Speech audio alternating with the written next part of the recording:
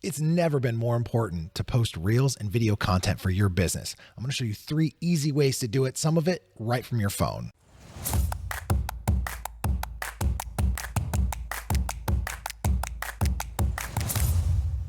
Hey guys, welcome back to the channel. I'm going to get right into it and we're going to talk about reels. Reels, TikToks, where YouTube shorts, all of that kind of short form video content that is so important for your business right now, regardless of where you post. I assume most of you are posting on Instagram. That's still the #1 platform out there, especially for photographers and photo businesses, whether you shoot weddings, whether you shoot seniors, any of that. It's still important. As much as we don't want to do it, we have to post video content. It's just the way the world is working. It's what consumers are watching.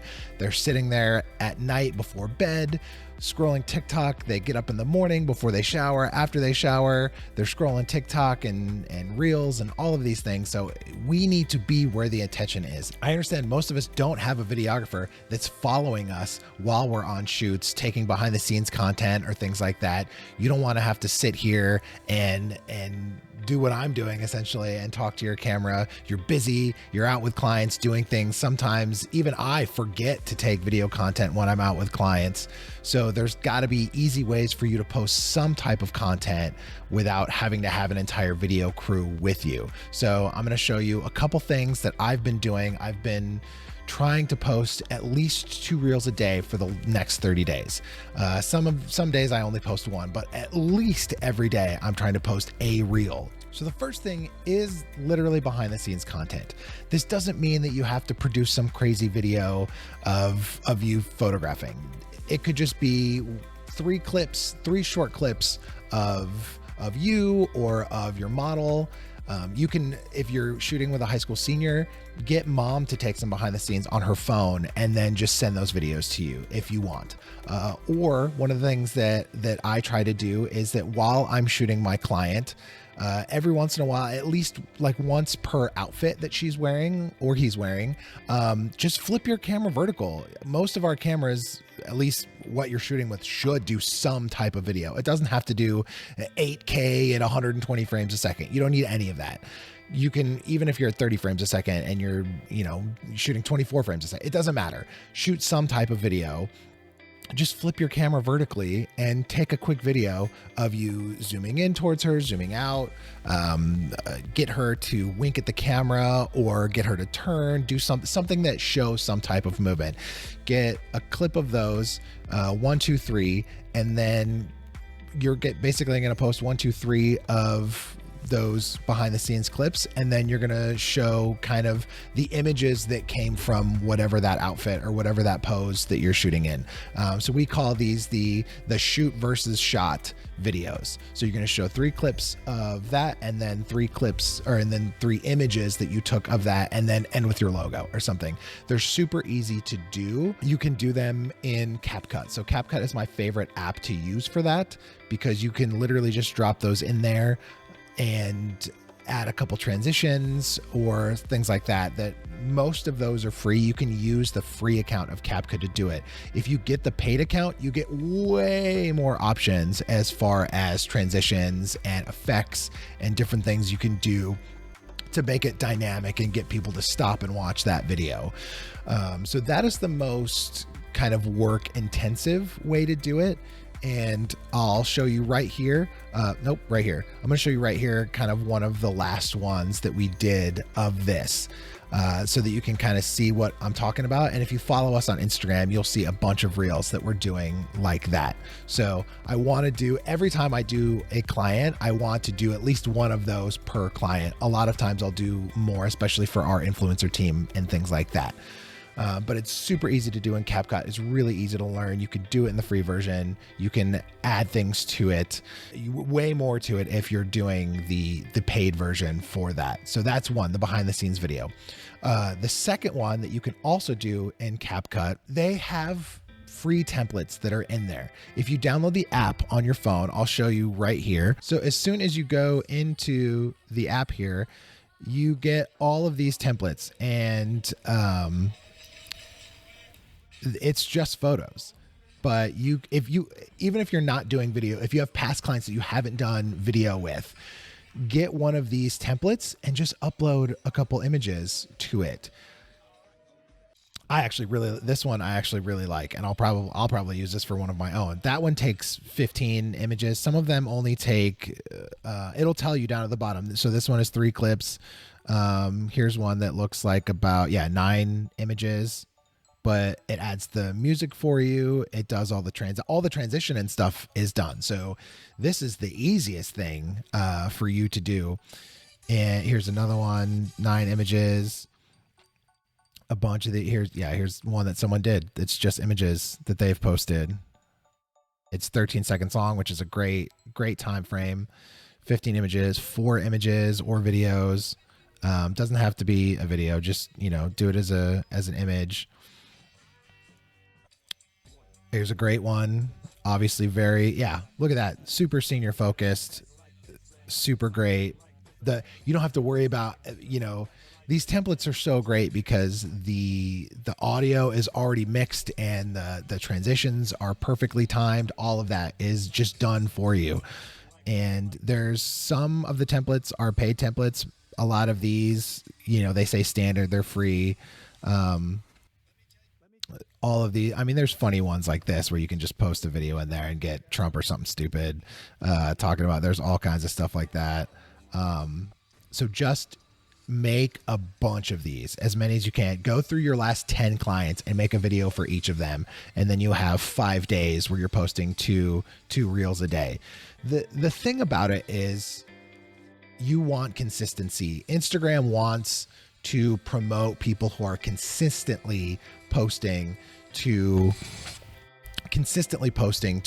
their reels. And if you're consistent, they will then promote you. They'll push your videos more. When I started doing this, we were only doing it for about 4 days. I got a notification from Meta on our business account that was like, hey, because you've been posting consistent, consistent quality content, we're pushing your stuff more, essentially is what they said. I don't remember what the exact words were, but it's great. Perfect. That's what I want. And we're getting more interaction and things like that. So CapCut, great for those two things, doing the kind of behind the scenes stuff on your own or using templates. Some of the templates you can probably do what I was saying before, where you drop the 3 images or the videos from your behind the scenes, and then those images, drop those in the template, and you can do the same thing. And then you're not worrying about doing any of the editing. It's all done for you via the template.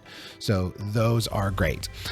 Here's another one that's super easy and fun and interesting right now. Obviously, AI is just in the forefront of everyone's mind. The news is talking about it.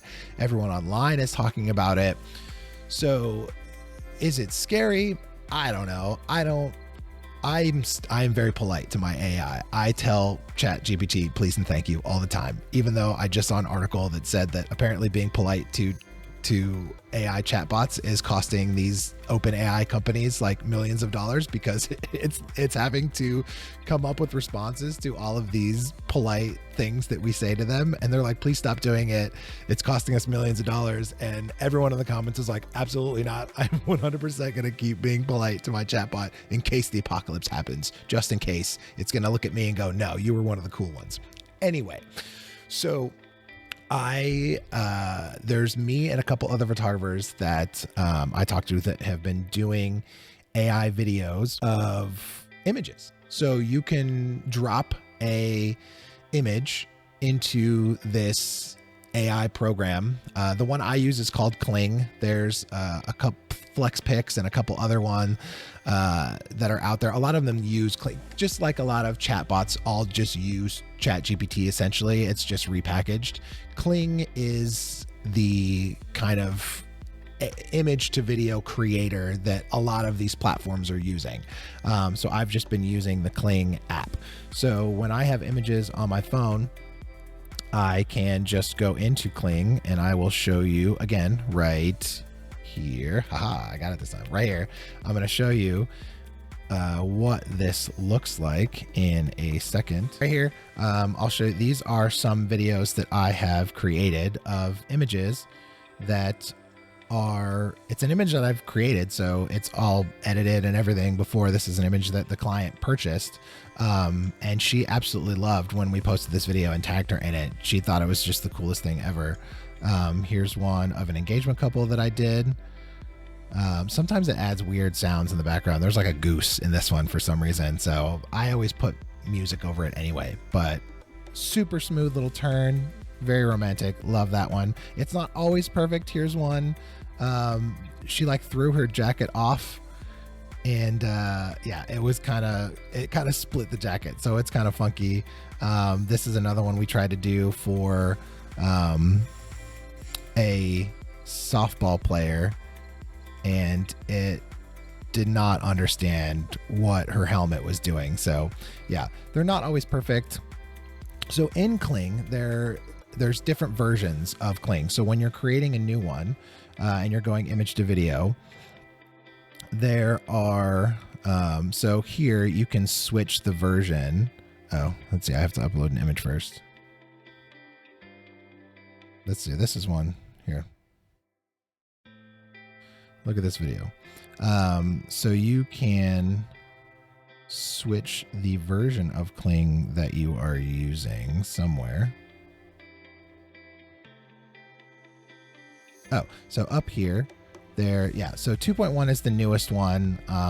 It's super cool and is very accurate, and the efficiency is good. I use Kling 1.6 because with Kling 1.6, I can go down here and I can do a 10-second video. 2.1 only lets you do a 5-second video. So I like to do a 10-second video just to have it a little longer. And when you're using Kling 2.1, you can add a start frame, but in 1.6, you can actually add it as an end frame, or you can add a start and end frame. So you can go from one image to another. So if you have two different poses in the same outfit of a client, you can have a start frame and an end frame. I like the end frame. I like the video to end on the photo that I took. And then in the video, when I'm actually posting it as a reel, I can add a longer, I can add the image into the end of it too, and then have it kind of pause on that image a little longer. But I want to show kind of this fake AI, like her posing into that frame. So I like that a lot more. I like leading into the frame, not out of the frame. When you come out of the frame, then you just have no idea where the video is going. At least when I have it as an end frame, I know where the video is going. It's going into my image, where if it's coming out of my image, it's AI is deciding what's doing that. But I've been posting those, and they've been getting, over 1,000 views on Instagram, so not the worst. As I take them more and post more of them, maybe I'll get more. Be sure when you're uploading them to Instagram, you're marking them as AI. They will, if you put something that's AI and you don't mark it as such, sometimes they can penalize you for doing that. If you're posting AI stuff, they want you to say that it's AI. But if you do mark it as AI, they're going to push that to people who watch AI reels. So if there are people who are out there who their algorithm is just full of AI stuff because they enjoy watching AI stuff, those people are going to now specifically see your stuff because you marked it as such. So just be honest about what you're posting on Instagram.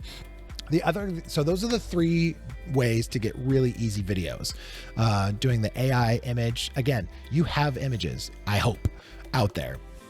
You can make videos from those images using AI, or you can use Capcut to make videos of a collection of videos from a photo shoot. Or if you're taking behind the scenes video, you want to post the behind the scenes video, because again, that puts your face out there, and people like to kind of see the, reality, Instagram versus reality, or, my eye, what you see versus what I see, or this is the shoot versus the shot. Those kind of videos are popular, and a lot of really great photographers are out there posting those kinds of videos. So those are the 3 things. The other thing I want to talk about is the Instagram Edits app. So Instagram put out an app specifically, rather than editing your videos in Instagram, they launched a separate app just called Edits, or Instagram Edits, that you now edit in this app, and then you can post to Instagram from that app. And in the corner of that reel, it will say like posted from Edits, because Instagram wants to promote this new app that they created. They spent all this time and money and effort creating this app. They want to promote it. So I'm finding, I don't work for Instagram. I don't know, but I do know that from what I'm seeing is that when I post a reel from the Edits app, rather versus when I post it, just if I edit it on my computer and then just load it directly to Instagram, when I do it from the Edits app, it does better. I don't know if it's true or not. That's just kind of from my, kind of A/B testing of things. Does it? Maybe it doesn't. Maybe it does. I'm still going to use it.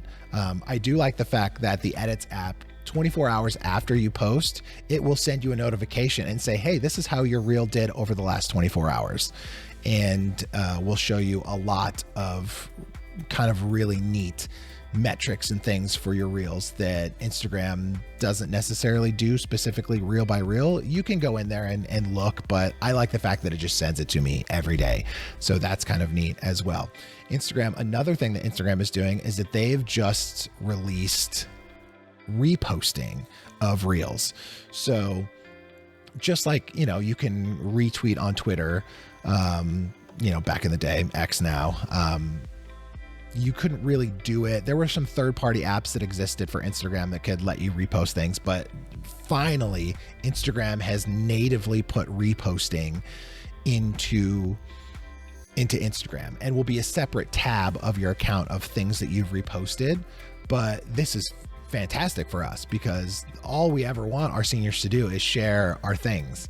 And I've tried to use the collaboration thing where like, hey, let's, you invite them as a collaborator to your account, but seniors don't like doing that. I've invited a lot of seniors to collaborate, and maybe 1 out of 10 will actually accept the invitation to collaborate on a post. They like the freedom of taking things up and down.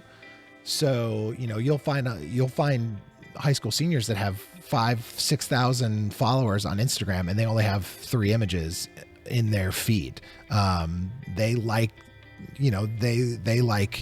Snapchat and things where stuff disappears. So they don't want to be linked to a lot of things. But I'm hoping now with reposting, it's like, hey, like, you won't collaborate with me on this post, but will you, if I post images of you, will you repost my reel or my image or whatever I post on Instagram? So I'm very excited for reposting. I'm going to hopefully get a lot of people to repost my stuff. And, they share to their stories a lot.